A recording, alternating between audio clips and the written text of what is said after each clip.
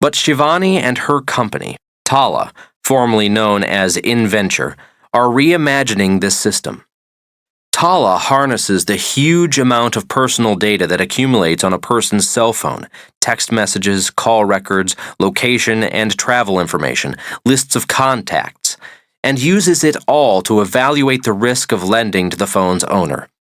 It's a system that capitalizes on the popularity of smartphones and their ubiquity even in the world's poorest countries. We picked the smartphone data because we felt that it was the closest proxy to someone's daily life, she explains. And she should know.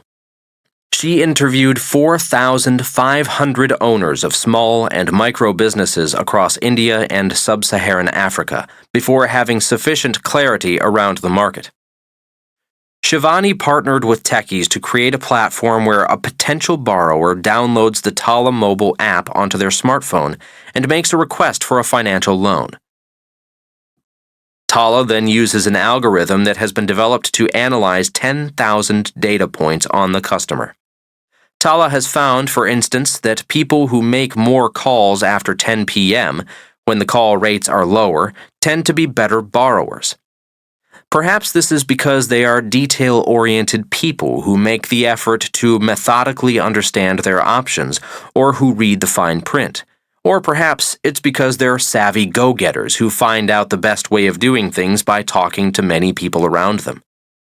Tala has also observed that if the majority of a person's calls are longer than 4 minutes, they should be considered a less risky borrower because they can build better relationships over the phone. The company evaluates these and a number of other data points, such as bank withdrawals and deposits, social media, and demographics, to make a holistic assessment of the borrower. Tala began in East Africa, India, and South Africa, and plans to expand to more parts of the world that are normally overlooked by the finance industry. Tala debuted in 2014, and within 2 years, 125,000 previously uncreditworthy Kenyans had borrowed money, an average loan of $100 each, and their default rate was around 5%. More than 3/4 of the borrowers came back to get another loan, apparently satisfied with their first experience. Tala isn't the only tech company that is trying to disrupt microlending. In fact, it's a hot space contested by many fledgling startups. A company called Branch also uses an app to determine creditworthiness and doles out loans that average around $30 with interest rates between 6 and 12%. Another company, Lendo, has created an algorithm that assesses credit risk and verifies identity based on non-traditional sources, such as social networking data. Lendo is live in 20 countries, and financial firms and telecom companies can plug into Lendo to score, evaluate, and verify applicants in the emerging middle class, people who might not have the traditional qualifications to be approved. These are precisely the kinds of life-enhancing benefits that algorithms can provide by seeing signals in the data that broaden access to life's bounty. Indeed, algorithms and machine learning can be used to enhance the most human of our skills, such as our creative expression. One example of this is an innovation that is providing powerful input with which to improve our ability to tell stories. Sophie Lebrecht studied psychology at the University of Glasgow in Scotland and went on to earn her PhD in cognitive neuroscience from Brown University. After she got together with the head of Carnegie Mellon's psychology department, Michael J. Carr, to found a company called Neon Labs, which sells an image selection tool that assists companies by choosing images that tell more emotionally resonant stories with online media. Neon applies a machine learning algorithm to suggest various images that companies can use to elicit emotional engagement. In other words, Neon is trying to use data science to figure out the subconscious appeal of images.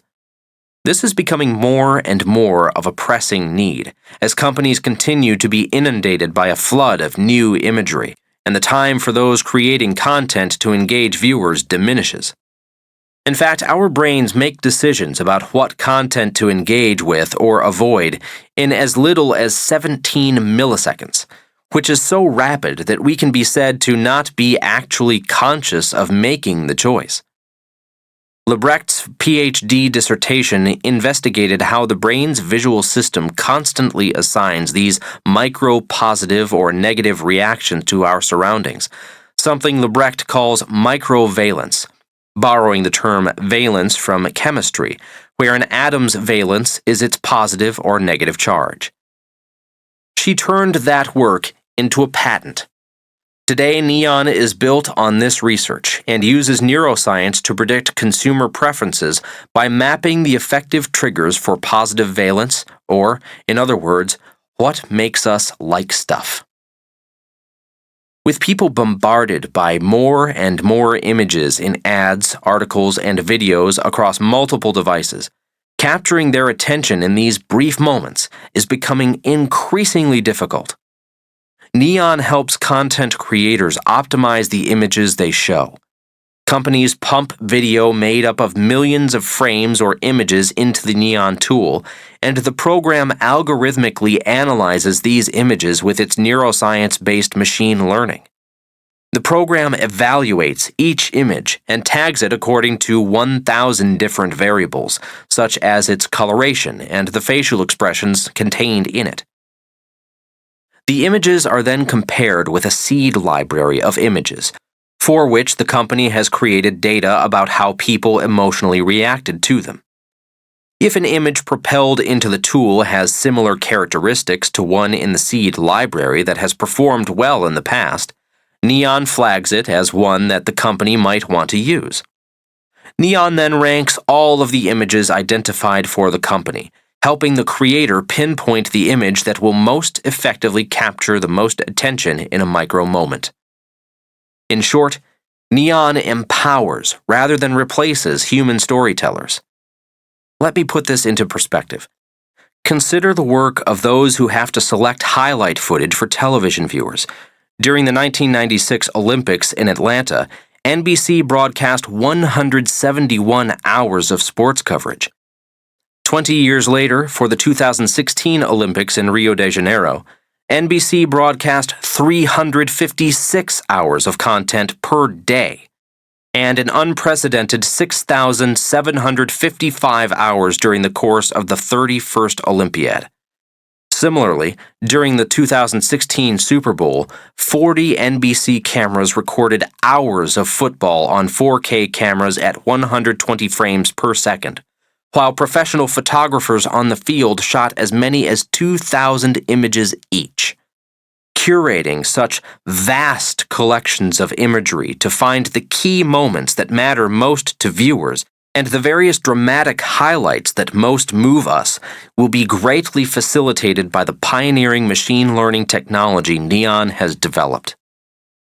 Sophie Lebrecht, Shivani Saroya, and Katrina Lake have all built on liberal arts degrees and brought together fuzzy techie teams to realize a vision about how the new power of algorithms could be applied to better serve a human need. The door remains wide open for more people like them to ensure that this extraordinary technology is harnessed to serve us rather than rule us. The greatest threat is not technology. It is our prioritization of technology at the expense of other subjects, the liberal arts, and how we ask the big questions so that our tools are put to good use. We must nourish technology, not through exaltation, but by bringing to its development and application the diversity of thought. 5. Making our technology more ethical. Donald Norman is a longtime advocate of smart design. Currently the director at the Design Lab at University of California, San Diego, UCSD, in his 1988 book, The Psychology of Everyday Things, later called The Design of Everyday Things, he discussed what he termed the psychopathology of everyday things, capturing the inanity of badly designed products such as leaky teapots and swinging doors that trap us, and a need for user-centered design. In his follow-up book in 1992, whimsically titled "Turn Signals Are the Facial Expressions of Automobiles," the message was actually quite serious. Product designers must strive to make products much more responsive to human needs and desires, while also taking into consideration how the inventions they're crafting can be thoughtfully integrated into our lives. Norman wrote that innovations, especially those in the technology sector, should enhance the quality of our lives rather than cause frustration. Much of modern technology seems to exist solely for its own sake, he wrote, oblivious to the needs and concerns of the people around it, people who, after all, are supposed to be the reason for its existence. My goal is neither to attack nor to defend, but to understand just how the interaction between human and technology takes place, to discover where and why difficulties appear, and then to try to do something about them. You might say that my goal is to socialize technology, to humanize technology. In writing about automobile turn signals, Norman highlighted that machines are social devices because they interact with people, and as such, they must be designed to be responsive to the ways in which we think and behave.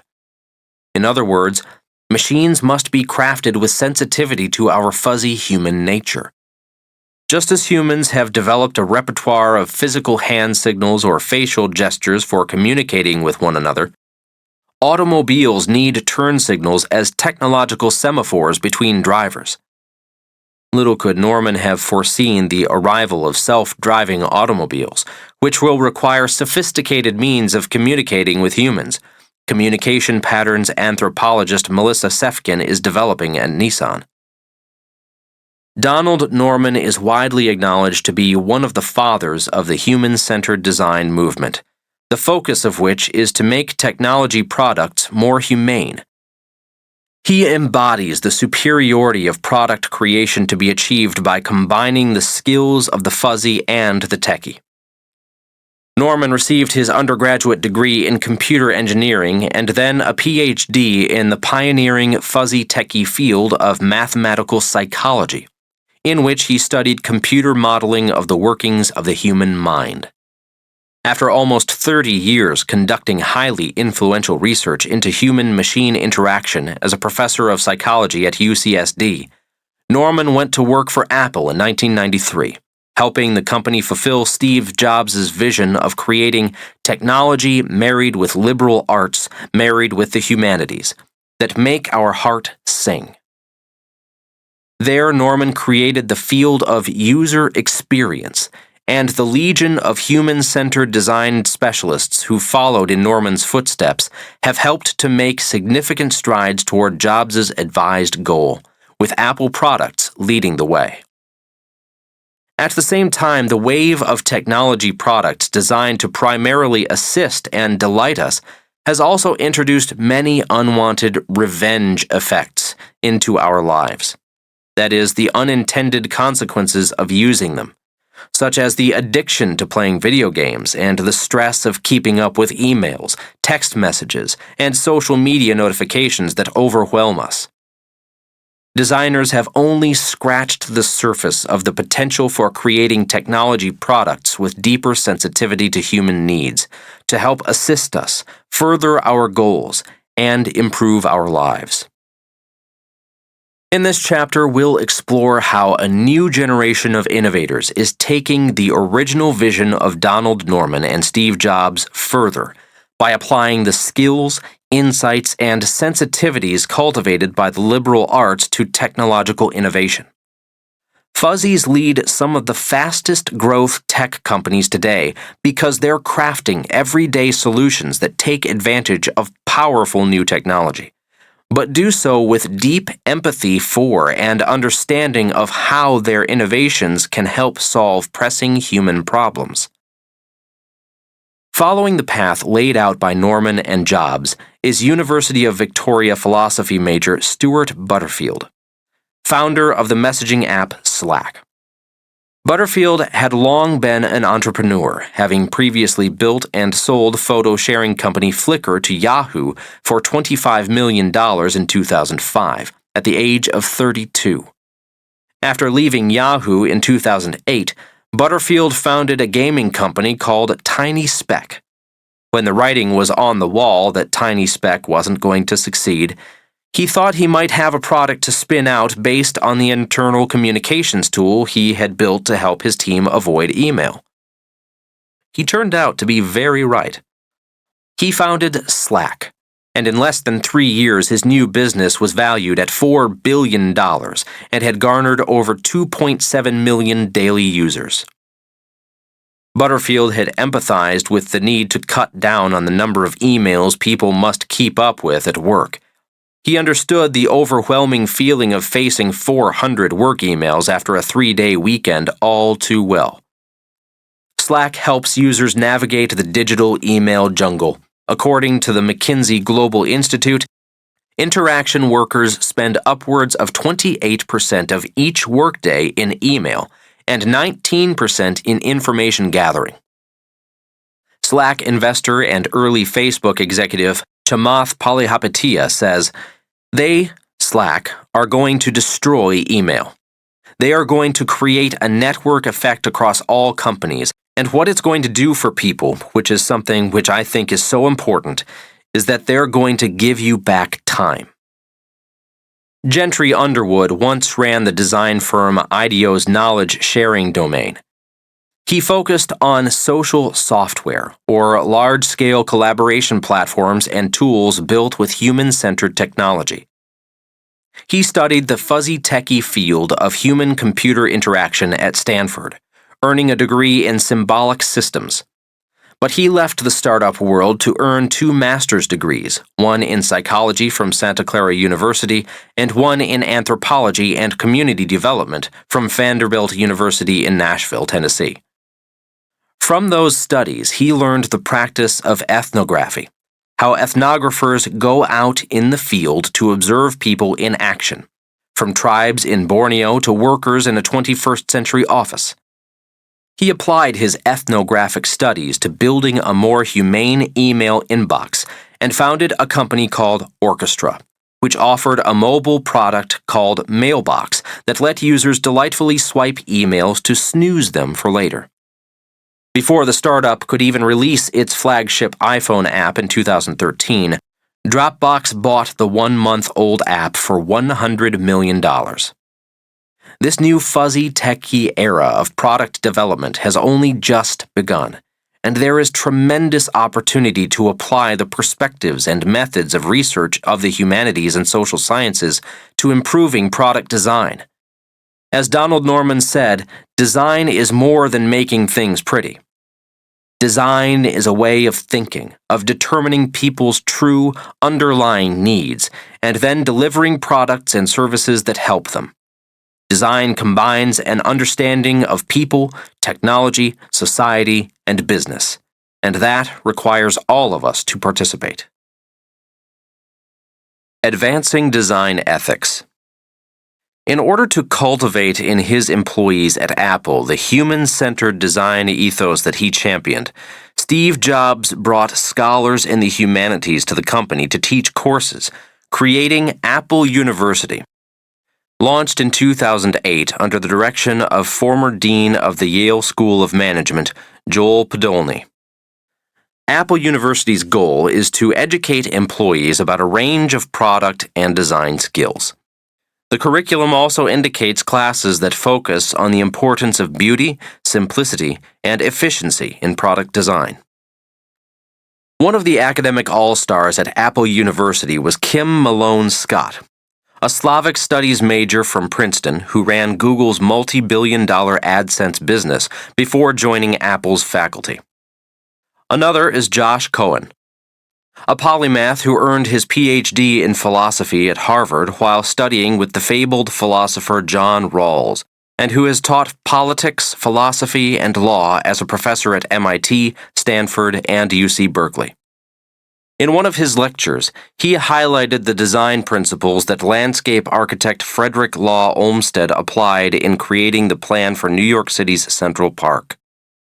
One of those principles was that in order to foster a better appreciation for the beauty of nature in urban dwellers, every path through Central Park should be curved so that each step would reveal a new vista of gorgeous greenery. Olmsted's goal was to surprise and delight, also one of Apple's objectives when crafting new products. He also wanted to democratize the natural beauty when reserved largely to elites who could escape New York City for more pastoral settings. Scrolling through streamlined Apple interfaces on your iPhone, you might experience a joy somewhat akin to that of walking along the curved paths of Central Park on a spring evening. Curricula in the humanities and social sciences have a great deal to offer technologically oriented product designers in creating products that are not only more appealing, but also more humane. Taking a page from Apple's playbook, Google executives also endeavor to foster a more thoughtful and human-centered approach to the design of the company's products and services. Until 2016, Tristan Harris was Google's product philosopher.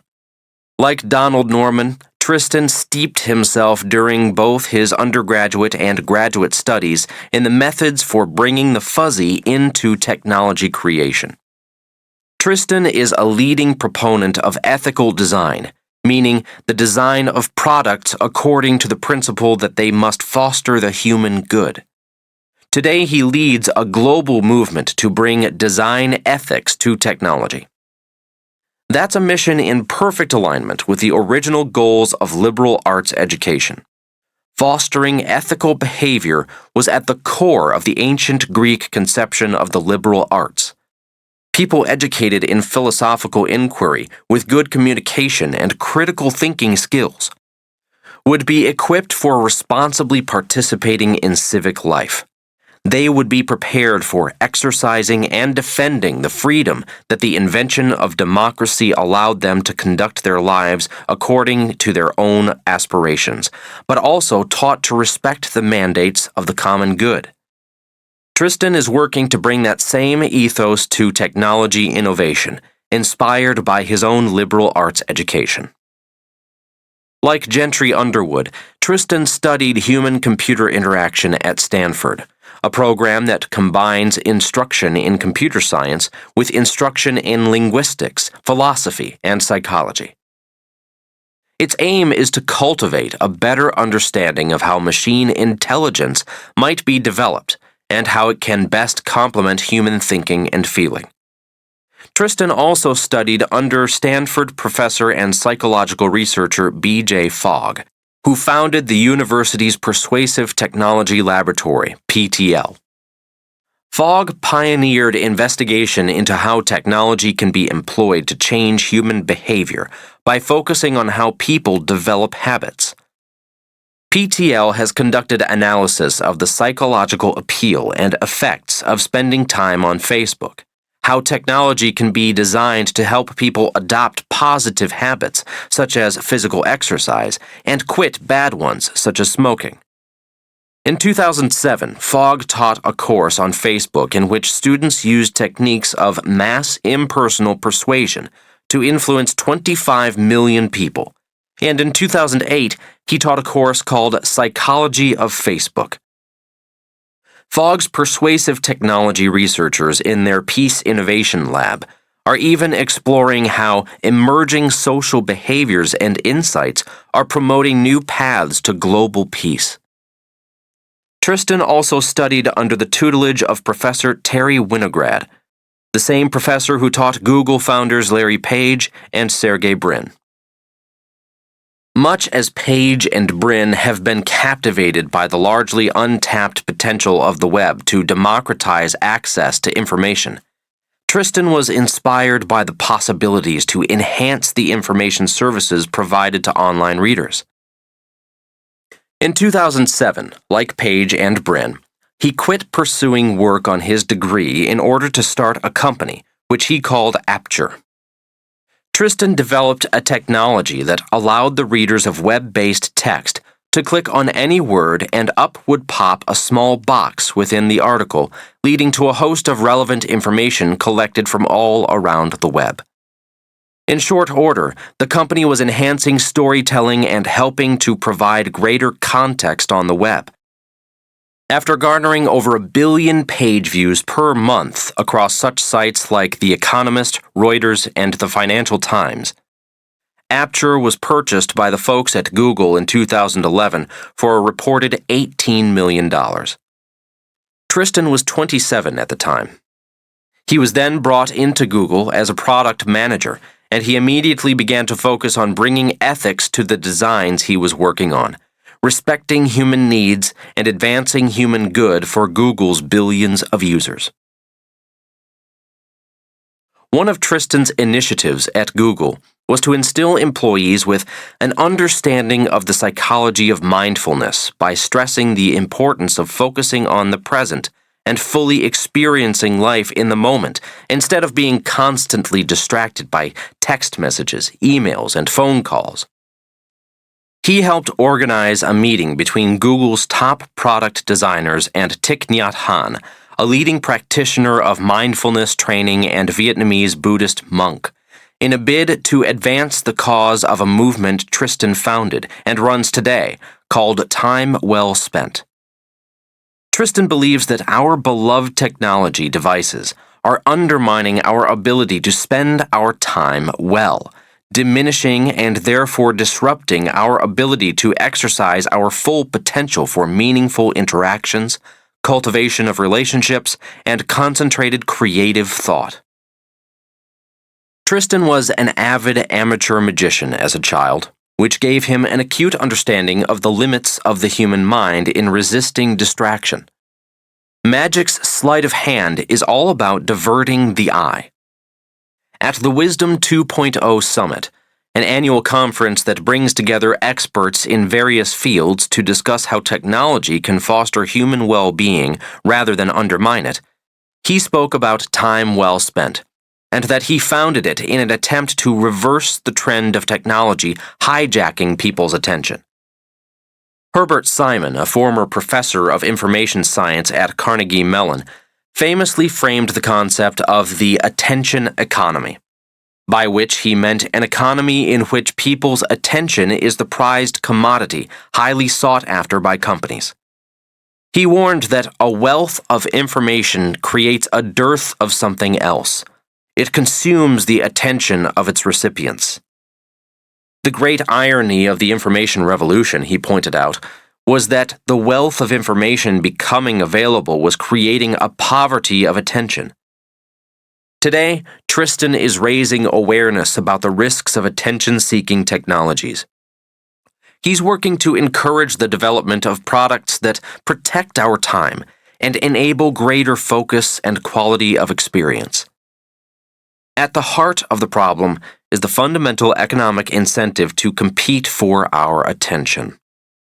The builders of mobile phone apps, along with the creators of new web services and designers of electronic games, earn their money primarily by encouraging people to spend more time engaging with them. Whether you're building a meditation app or an informative website, you're all competing for attention, which means that you win by being more clever at getting people to spend time and to come back. There's a whole industry that's helping people to do this, and it becomes a race to the bottom of the brainstem to seduce instincts into getting us to spend time, Tristan said recently. Ethical design questions this race to the bottom of the brainstem by identifying the ways our time is hijacked and then encouraging the development of products and services that respect our time. Tristan asks, is technology amplifying human potential or amusing ourselves to death? Are computers still, as Steve Jobs said, bicycles for our minds? When we are tagged in a photo on Facebook, we receive an email notification.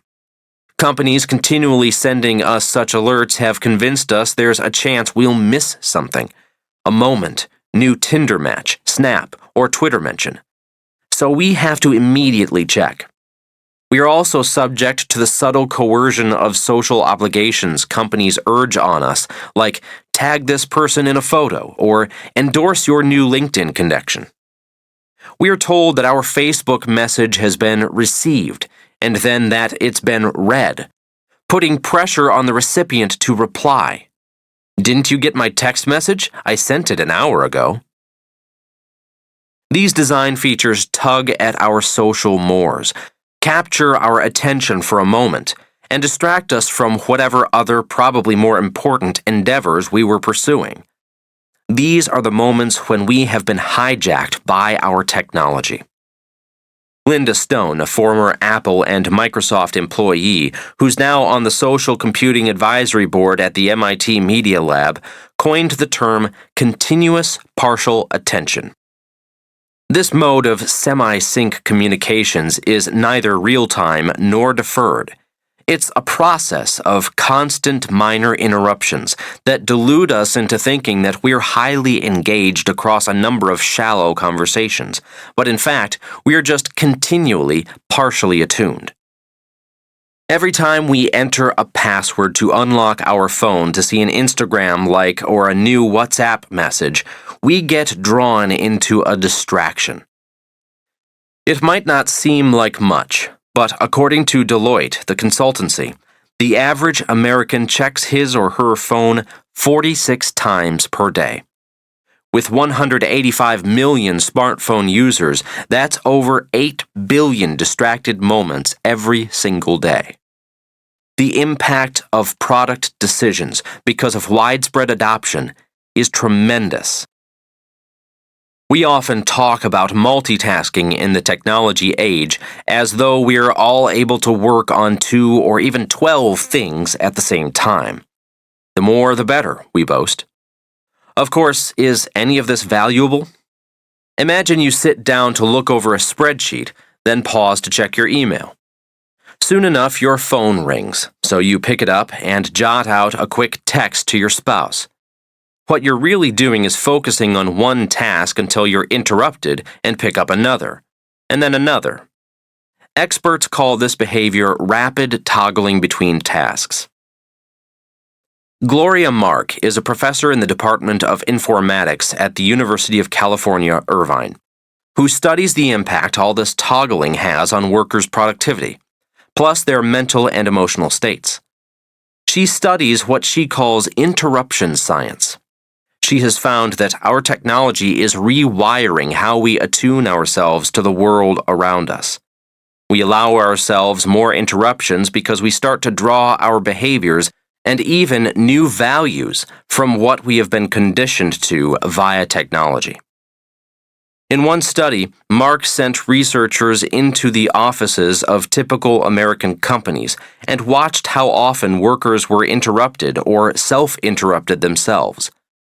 The answer was every 3 minutes. Moreover, she noted that it could take a worker 23 minutes to regain focus on a task. In contrast to 2004 research that indicated that information workers switch tasks roughly every 3 minutes, Mark has found that today that number is closer to every 40 seconds. Of course, not all interruptions are bad, and some are even helpful. Mark has found that as long as an interruption is brief and doesn't require a lot of deep thinking, it usually doesn't have a huge impact on your immediate workflow. People who respond to email through self-interruption, rather than a computer-driven desktop notification, for example, are more productive. An interruption related to the task at hand can actually help someone become more productive and focus more on work. A major cost of all those interruptions, however, is stress. Next time you hear a multitasker's hauteur about performing amazing simultaneous feats, remember that stress is its silent externality.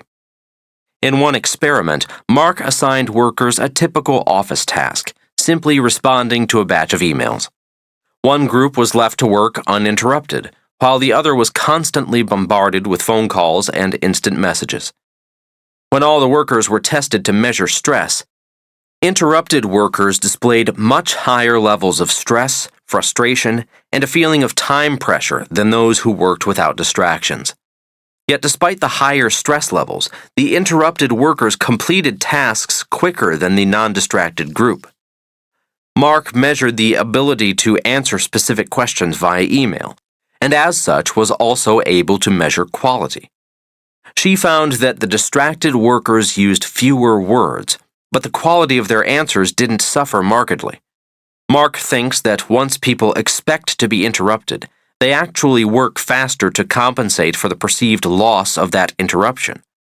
Obviously, there is no one perfect way to work, but it's important that researchers like Mark shine a light on how technologies are affecting us and help inform advocates for design ethics like Tristan Harris. Shedding light on the mechanisms by which our attention is hijacked, one phenomenon Tristan has also written about is how technology innovators have used the psychology of variable rewards to hook us into returning so compulsively to our email inboxes or to playing a game like Candy Crush Saga. B.F. Skinner, a behavioral psychologist at Harvard, figured out in the 1950s that by varying the ratio of reinforcement, respondents toggled between liking a reward when they had it and craving it when it wasn't there. Because the reward's delivery was randomized, variable ratio scheduled rewards are known to be highly addictive.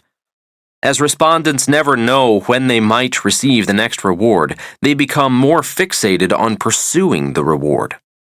This is the principle behind the addictiveness of slot machines. Tristan asks, what makes more money in the United States than movies, baseball, and game parks combined? The answer is slot machines. Natasha Dow-Schul, an anthropologist and professor of media culture and communication at New York University, who wrote the 2012 book Addiction by Design, found in her research that slot machines get people problematically involved at 3 to 4 times the rate of other gambling.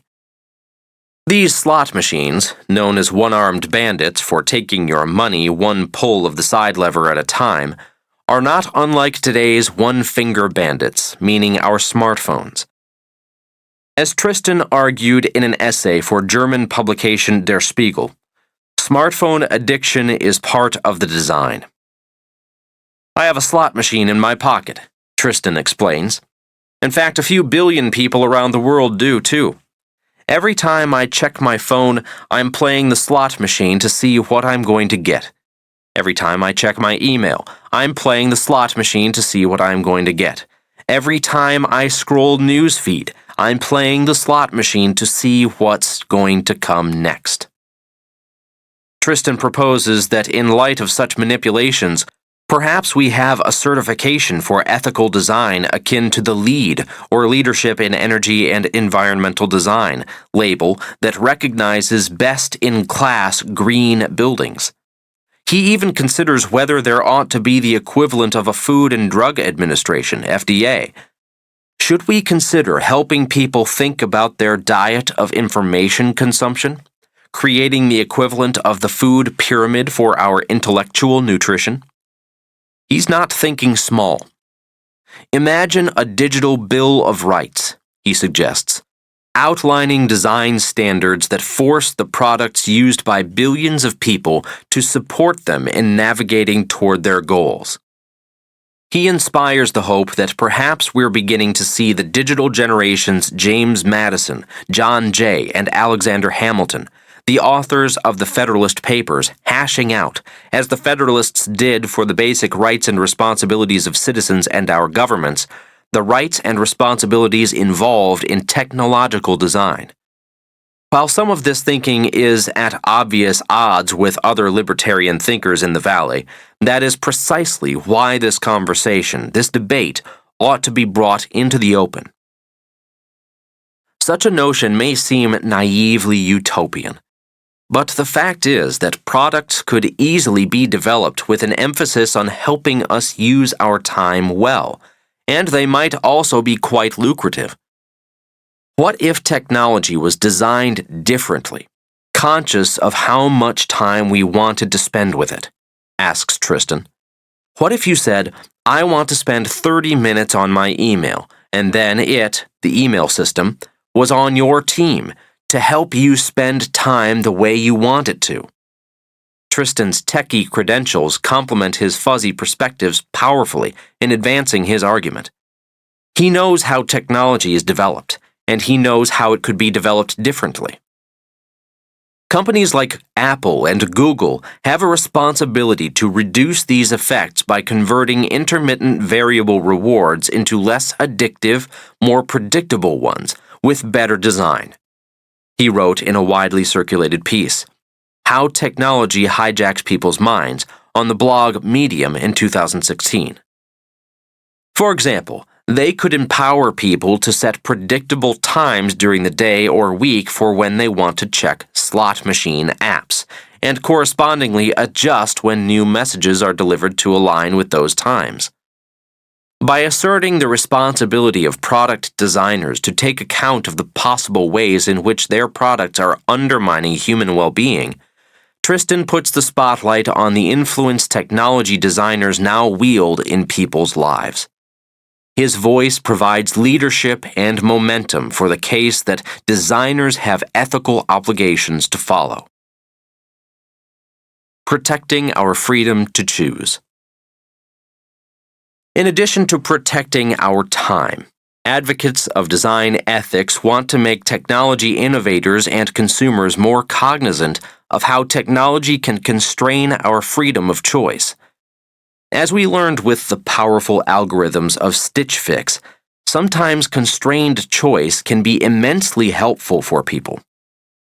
On the other hand, it's important that we also remain conscious of how the constraint on our choices may be limiting our ability to take actions we would prefer. One of the creative and forceful voices shining a light on this issue is Joe Edelman, an engineer who built the community algorithms at Couchsurfing, a forerunner to Airbnb. Today, Edelman is a technology activist and philosopher at the Center for Livable Media based in Berlin, Germany. His work examines how technology can be better designed to help people make choices they really want to make, rather than those that companies lead consumers to select. In his 2014 paper, Choice Making and the Interface, he argues for a radically different approach to the design of the menus that have become nearly ubiquitous in technology products.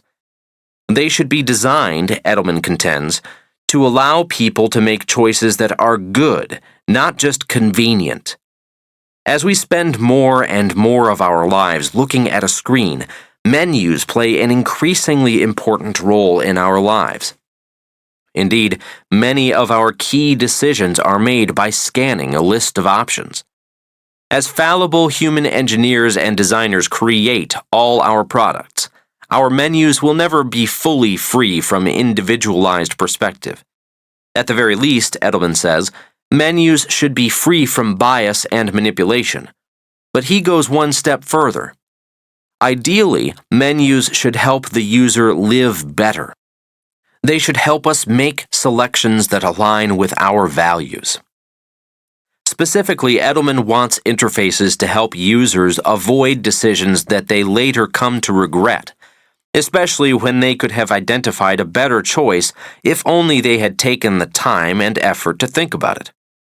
He calls it durable I wish I had known regret, DIR, and says that bad screen menus often drive users to make choices that lead to this sense of remorse.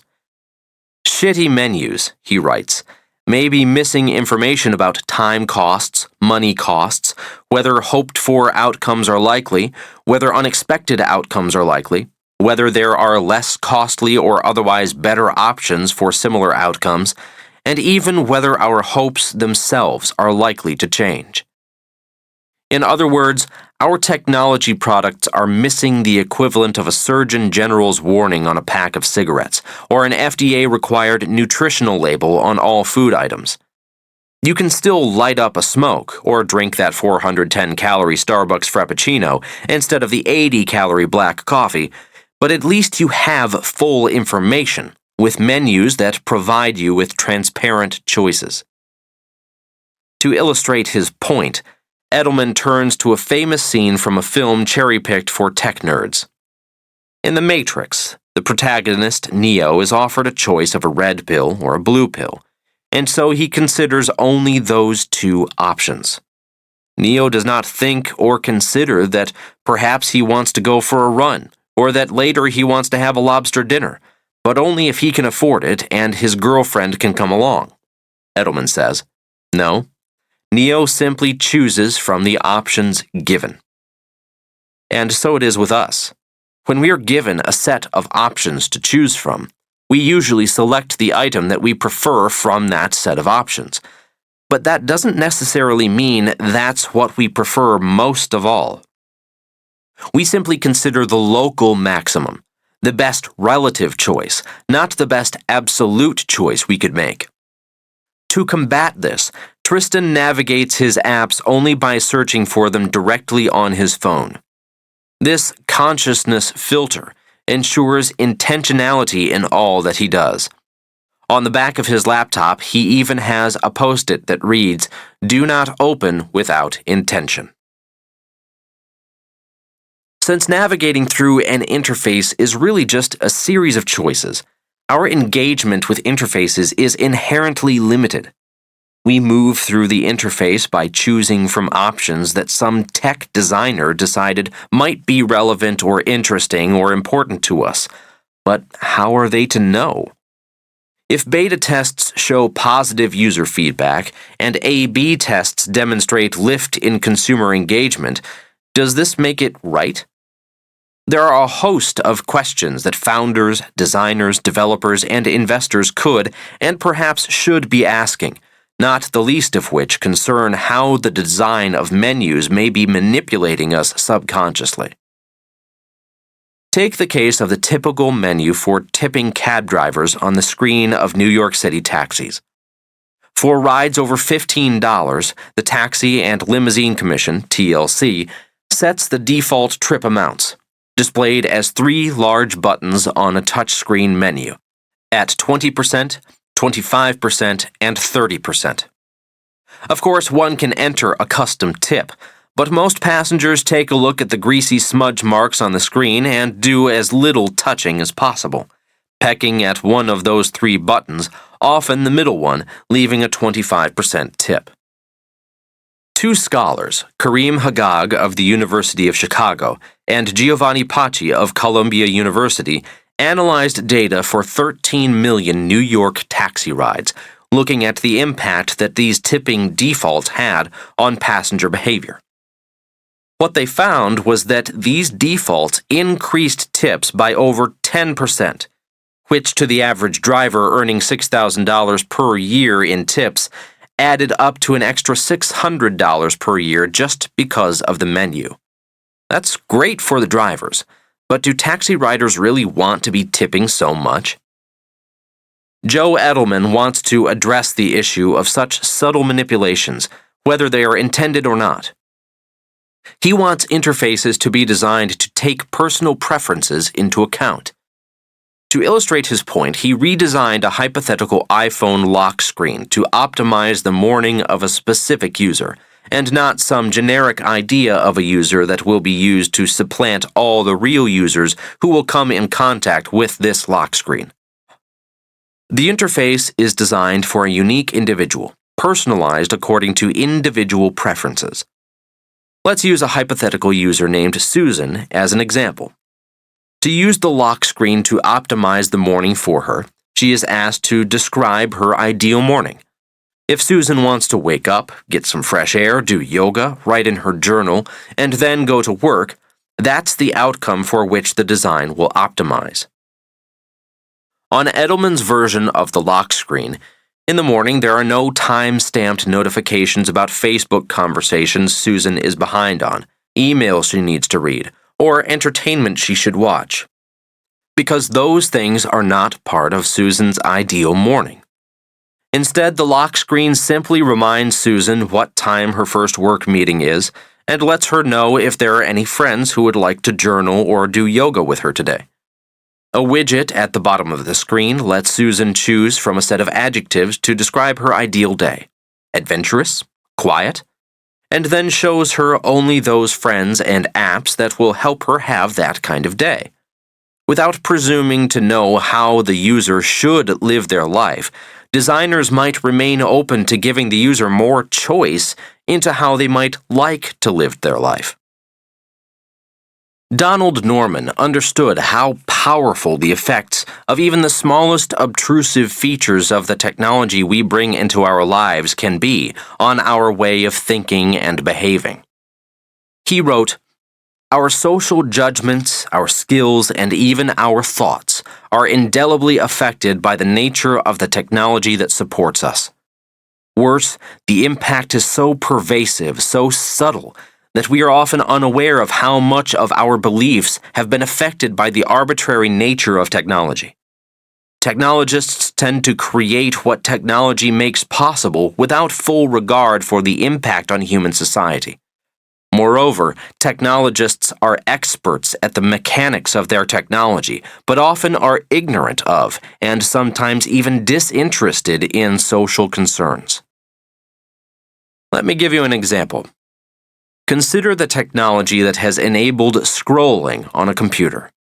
Scrolling technology first appeared in the design of a computer mouse, allowing a user to move continuously down a page while reading without needing to lift a finger to point at an arrow. It was wonderfully convenient. When Apple designers incorporated the technology in the design of its iPod by creating the scroll wheel, we could suddenly navigate thousands of songs with only the slightest flick of our thumb. This design tweak then inspired the widespread implementation of the scroll feature in websites and apps, facilitating how we compulsively check our emails, Instagram photos, and Facebook newsfeed. Here's the end effect. If it weren't so easy to scroll through so many photos and comments, perhaps we wouldn't be doing nearly as much of it.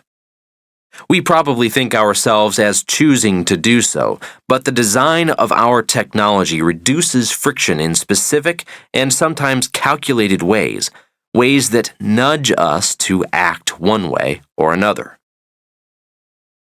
Of course, the concept of nudging behavior through design interventions is nothing new. In 2008, Cass Sunstein, a law professor at Harvard, and Richard Thaler, a behavioral science and economics professor at the University of Chicago, co-authored the best-selling book entitled Nudge: Improving Decisions About Health, Wealth, and Happiness. Building on the work of acclaimed economics Nobel laureate and Princeton psychology professor Daniel Kahneman. Nudges, as Sunstein and Thaler call them, are design tweaks that can steer behavior, exactly the kind of conscious reframing of choice architecture for which Tristan Harris and Joe Edelman advocate. Understanding the myriad ways in which technology is influencing our behavior and raising awareness about those effects has become vital work for fuzzies. In a sign of Google's growing interest in the valuable perspectives that fuzzies have to offer, the company brought in Damon Horowitz, now a philosophy professor at Columbia University, to act as a temporary in-house philosopher from 2010 to 2013, helping the company consider how to cope with issues regarding user privacy. Horowitz is a bridge builder, working to combine the knowledge and perspectives of technologists with those of people educated in the liberal arts. He began his college career at Columbia University, taking its famous Great Books seminars. While he earned a degree in philosophy, he was frustrated by society's lack of progress on many fronts. Artificial intelligence seemed a panacea and a form of new progress, and so he decided to change course and pursue a technical master's degree at MIT's Media Lab. The bridges built by the liberal arts educational experience can encourage people to travel both ways, after all. His 2011 article in the Chronicle of Higher Education, titled From Technologist to Philosopher, discussed the heady thrill, the power of being a programmer, Once you've built a few small systems that do clever tasks, like recognizing handwriting or summarizing a news article, then you think perhaps you could build a system that could do any task. As Horowitz recounted, I had a high-paying technology job. I was doing cutting-edge AI work and I was living the technotopian good life. But there was a problem. All I had really done was to create a bunch of clever toys that were certainly not up to the task of being our intellectual surrogates. That's when he decided to return to his liberal arts roots and pursue a PhD in philosophy. The new perspectives he learned in his graduate studies dramatically changed his approach to developing technology. When I started graduate school, he wrote, I didn't have a clue exactly how the humanities investigated the subjects I was interested in, and I realized just how limited my technologist view of thought and language was. I didn't just get a few handy ideas about how to build better AI systems. My studies opened up a new outlook on the world. I became a humanist, and having a more humanistic sensibility has made me a much better technologist. He applied his new understanding to bringing more of the human element into search engine technology, co-founding the social search engine company Aardvark, which allowed users to ask questions and connect in real time with other people who had also signed up for Aardvark, and specified particular interests or expertise that aligned with the scope of the question. For questions such as, what bars should I visit in Chicago, Aardvark was easier than Google, because it was immediate, chat-based with another person, and built right into Gmail. This innovation and the team that had built it was so impressive that Google bought the company for $50 million in 2010. Horowitz urges all technologists to go back to school and get a degree in the humanities because the technology issues facing us today, issues of identity, communication, privacy, regulation, require a humanistic perspective if we are to deal with them adequately. Getting a humanities PhD is the most deterministic path you can find to becoming exceptional in the industry. It is no longer just engineers who dominate our technology leadership, because it is no longer the case that computers are so mysterious that only engineers can understand what they are capable of. There is an industry-wide shift toward more product thinking in leadership. Leaders who understand the social and cultural contexts in which our technologies are deployed.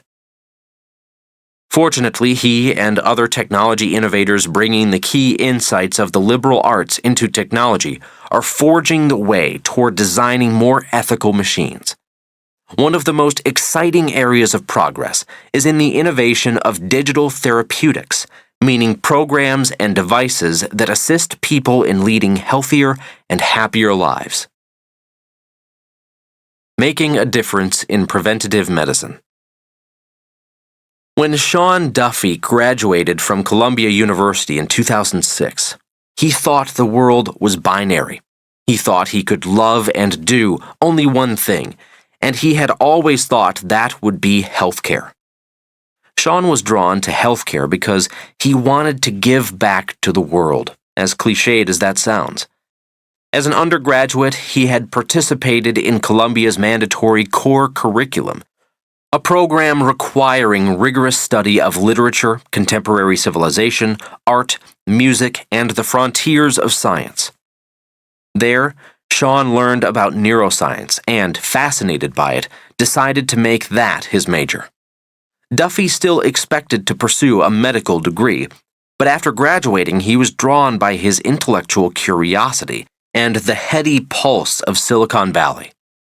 He decided to hold off on applying to medical school. He heeded the siren call instead and applied to Google, where he got a job in the People Analytics Department. Thus began Duffy's journey of learning how to combine the differing perspectives of fuzzies and techies. His job with the People Analytics team taught him about managing people and organizational psychology. But being at a leading hub of technology innovation, he acquired a deep understanding of how software developers think.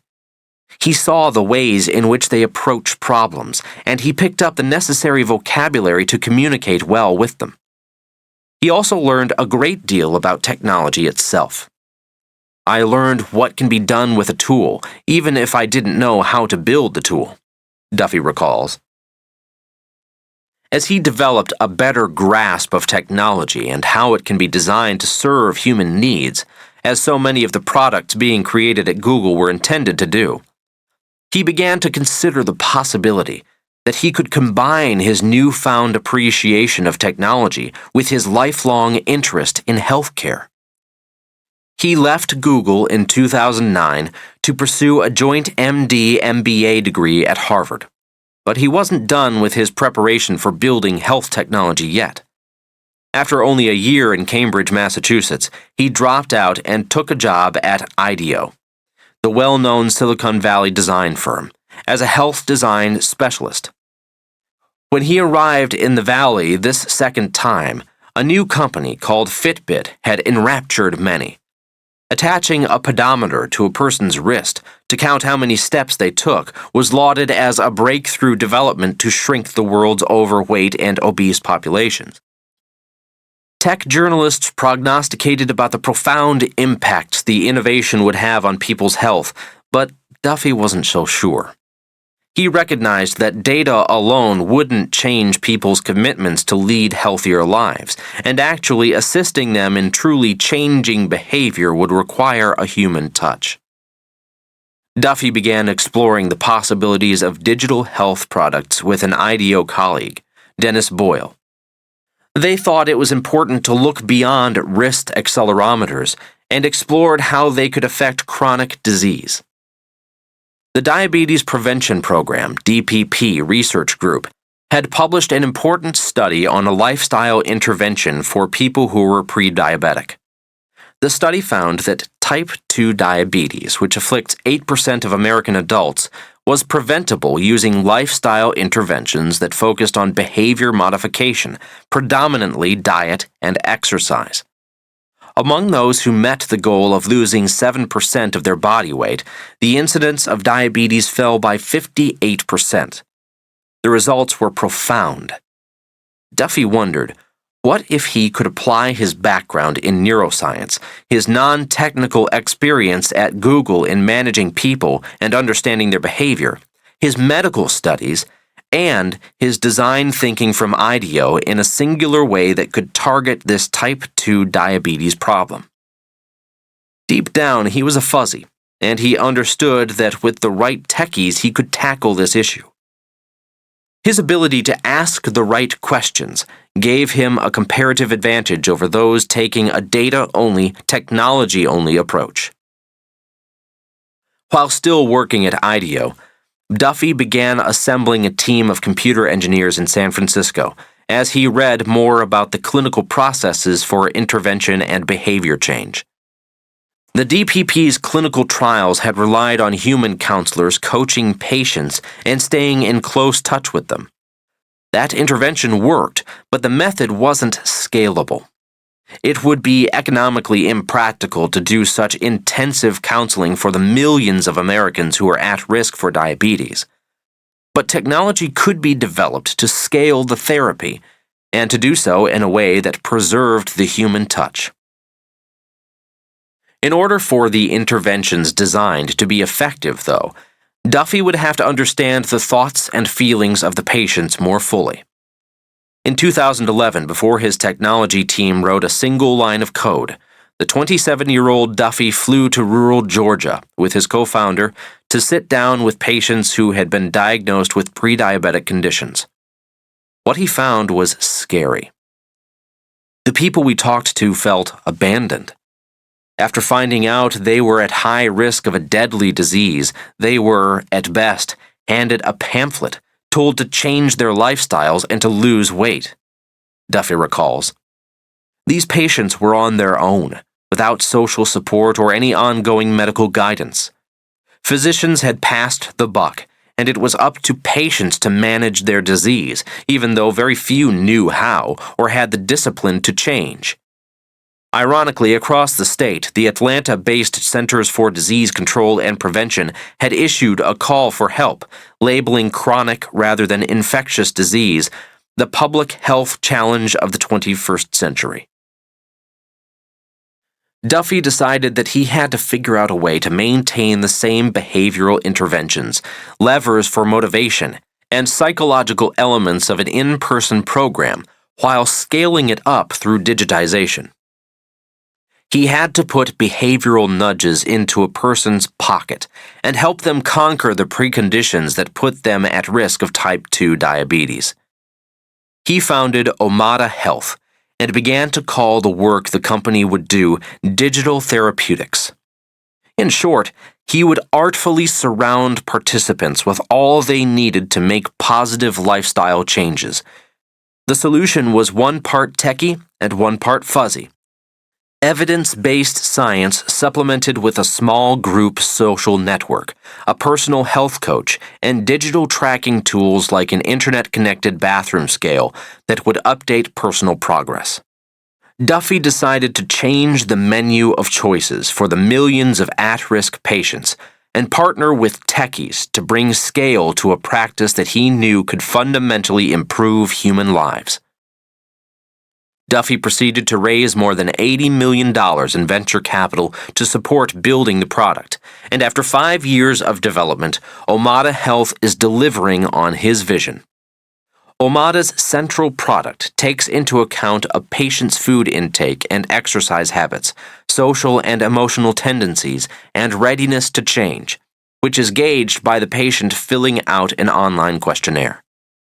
Omada's software program then assesses the patient's location, personality type, life stage, and other factors that help place the patient in a small group of individuals who have been determined to be like-minded and able to support one another. The technology also assigns the group a coach.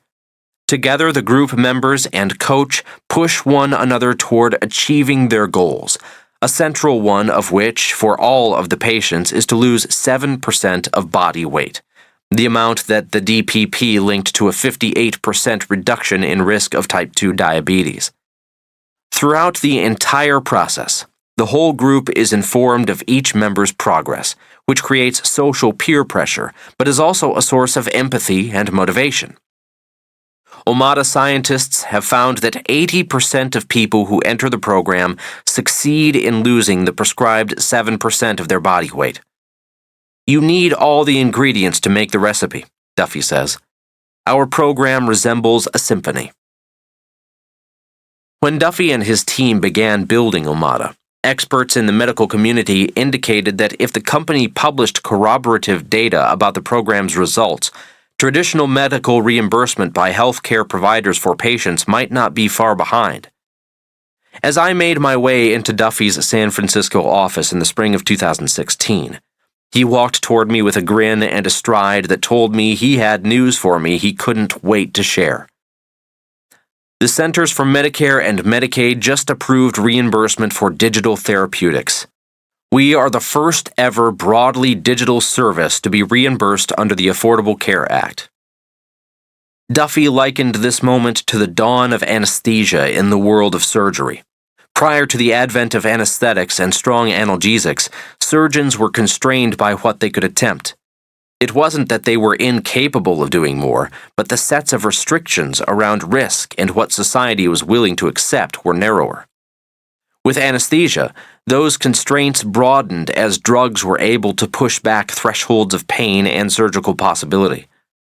Similarly, digital therapeutics will push the boundaries, making preventative medicine more effective.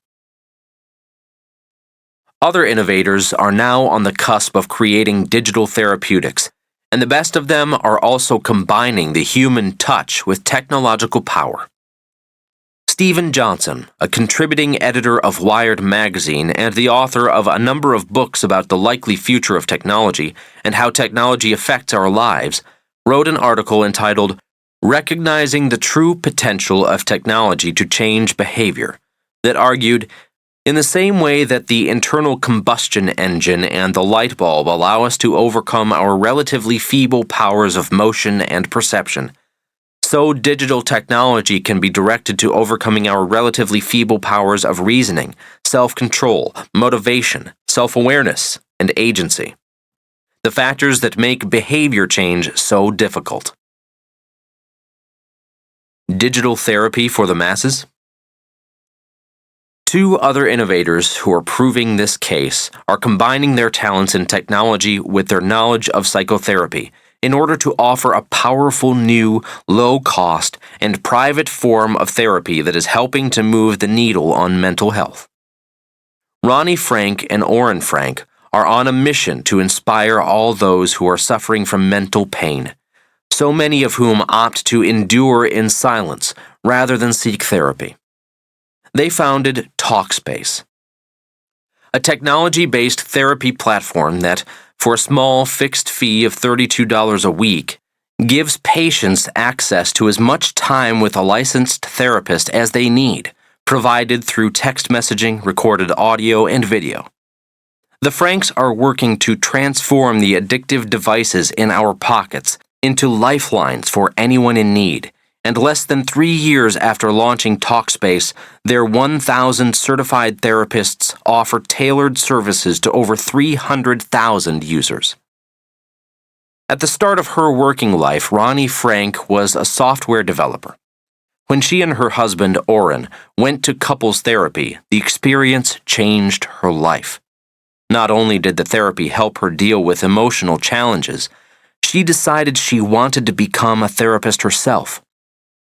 She crossed the fuzzy Techie divide and enrolled in a master's program at the New York Graduate School of Psychoanalysis.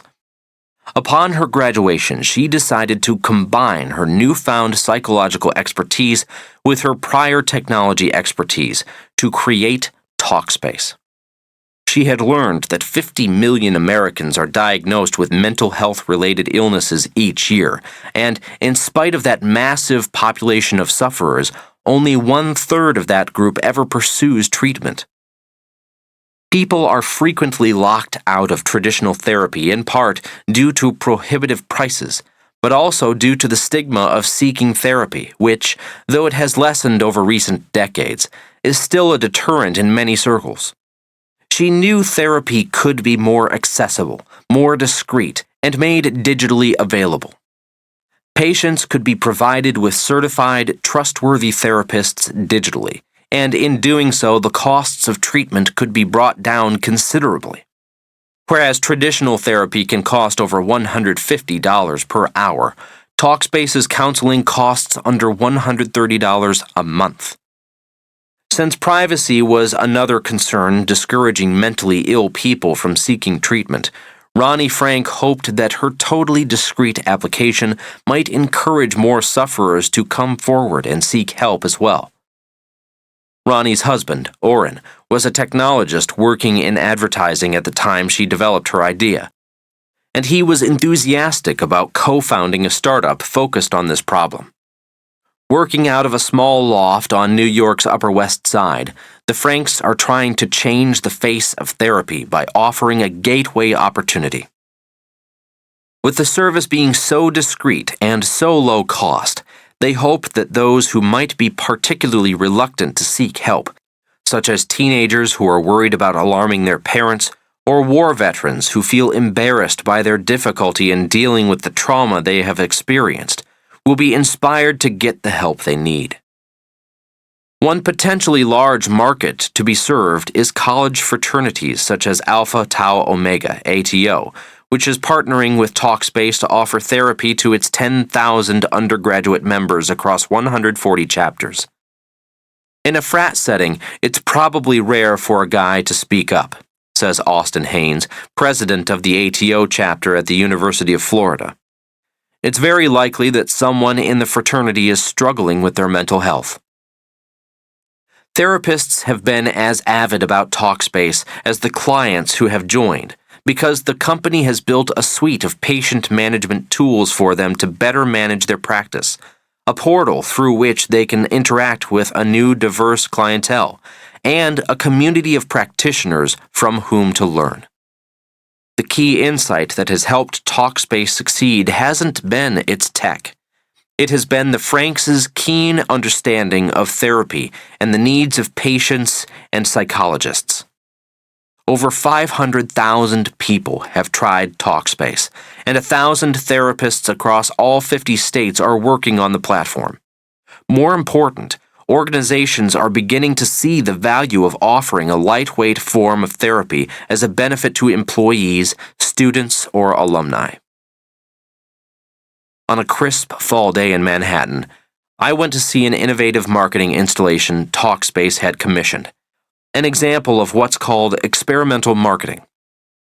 In Madison Square Park, adjacent to the famous Flatiron Building, I peered into a set of inflatable clear plastic domes.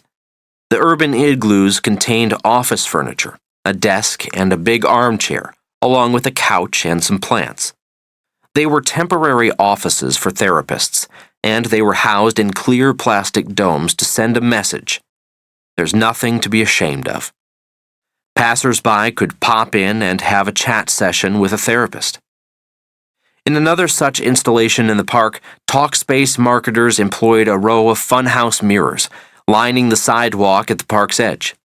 One mirror was concave and pinched people's features into small, beady points, while another was convex, enlarging viewers' features. Other mirrors were bent in order to contort and distort people's faces and limbs. Placards placed on top of each mirror displayed statements such as, "This is what Instagram makes me feel like." Beside the mirrors were billboards displaying an array of actual Instagram posts, such as a selfie of a man grinning in front of a burning building with the caption, "The roof, the roof, the roof is on fire."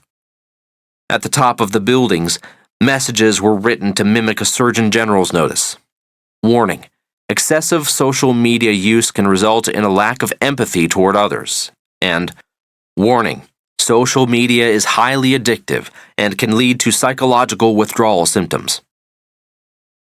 The display was provocative, meant to encourage passers-by to consider their dependence on technology, status, and image. The placards made people think, and the mirrors made people reflect. At a nearby table where Talkspace staff handed out information about the company to passers-by, stood a flat mirror with no distortions, above which a sign read, "This is what you really look like, and you look awesome." All the way back in 1992, in his book, "Turn Signals Are the Facial Expressions of Automobiles," Donald Norman commented that the new photographic technology of that day, video recording devices in particular, distracted people from fully engaging in their daily experiences. "Whenever I travel," he wrote, "I watch with awe and amazement people overloaded with recording devices.